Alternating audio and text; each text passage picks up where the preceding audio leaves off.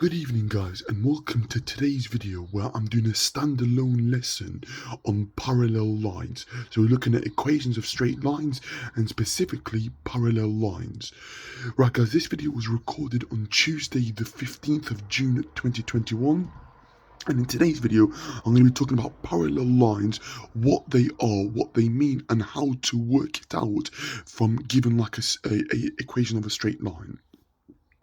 Now, firstly, so straight lines, guys, is in the form y equals mx plus c, where m is your gradient and c is where your y intercepts. So c is where it crosses on the y-axis, and m is just telling you how steep the curve is.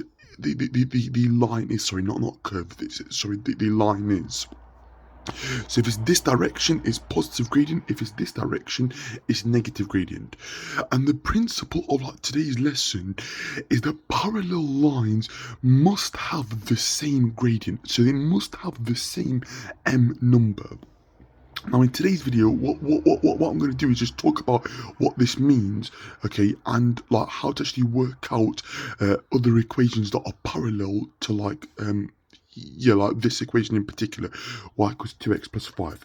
But parallel lines, guys, are lines that never meet. So if you imagine like train tracks, those lines never meet. Okay, so like those lines will never meet. So these lines are what are called parallel. These lines are what are called like intersections. So it crosses at a point or they meet at a point.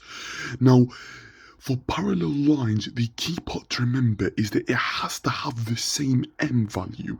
So our lesson today is going through these other equations and seeing whether or not it has the same gradient as y equals 2x plus 5. But firstly, what we've got to do is identify the gradient of y equals 2x plus 5. And the gradient is going to be positive 2. So m equals positive 2 for y equals 2x plus 5.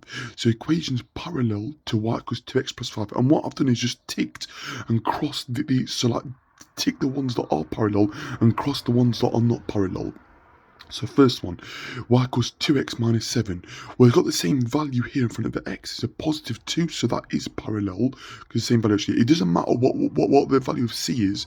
Okay, the key to remember is it has to be any other value other than positive 5. So it can be minus a billion, minus 2 million, plus 24, plus 33, plus 35. As long as the number in front of the x is 2, then it's parallel. If it isn't, then it's not parallel.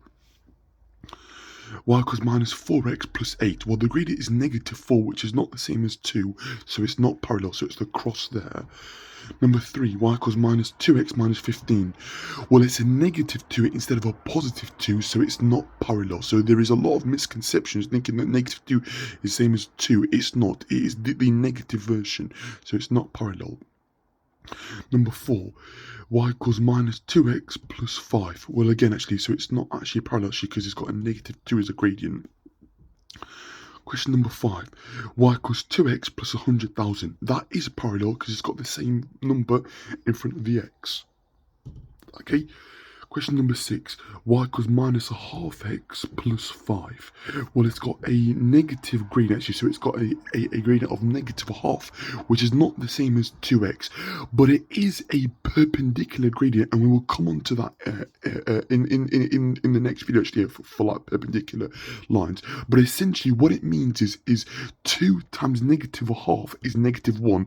So a perpendicular gradient multiplies to make negative 1. 2 times negative half is negative 1 actually. So like something times by its negative reciprocal will give us the perpendicular line actually. So it's not actually parallel actually, but it is perpendicular, and we will come back to what I mean by perpendicular in the next video.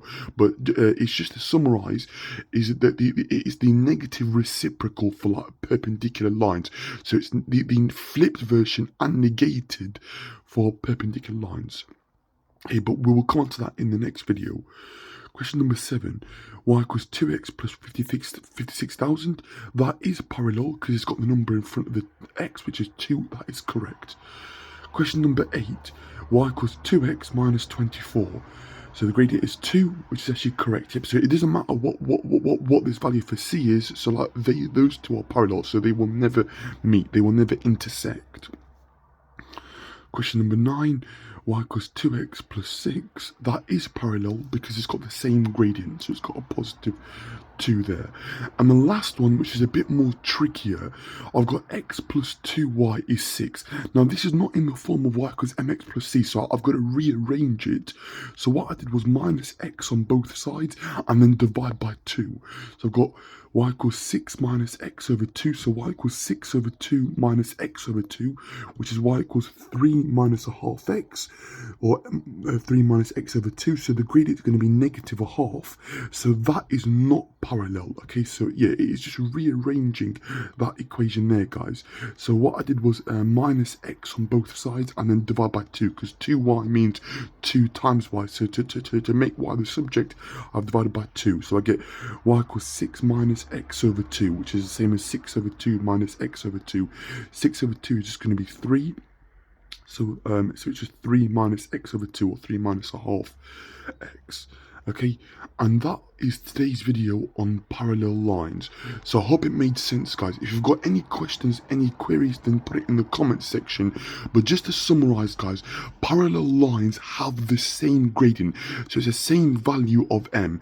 Now if the equation isn't in the form of y equals mx plus c, then it does require rearranging in order to find out what the value of m is, essentially. So it doesn't matter what c is for our purposes, but what the value for m is. Okay, so m is the coefficient in front of the x, so it's the coefficient of x.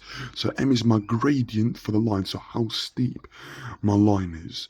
Okay, so if you've got any questions, any queries, then drop it in the comment section. The next video will be taking a look at perpendicular lines, and we will start to look at some harder questions for equations of tangents to circles and to curves. So yes, so it's looking at GCSE a higher tier actually ever. But this video is aimed at foundation and higher, so it's grade 5 this topic actually. So make sure that you're happy with this, and feel free to check out Corporate Maths here and Maths Genie and the GCSE Maths Tutoring here for like extra practice on your exams. And check out our website which I found recently. It's called Just Maths, I think. So it's justmaths.com or justmaths.co.uk actually, and it's got loads of banks of questions for Key Stage 3 Math and GCSE. Okay, but that's it for today, guys. I hope it made sense. If you've got any topic requests, any questions, then drop it in the comment section.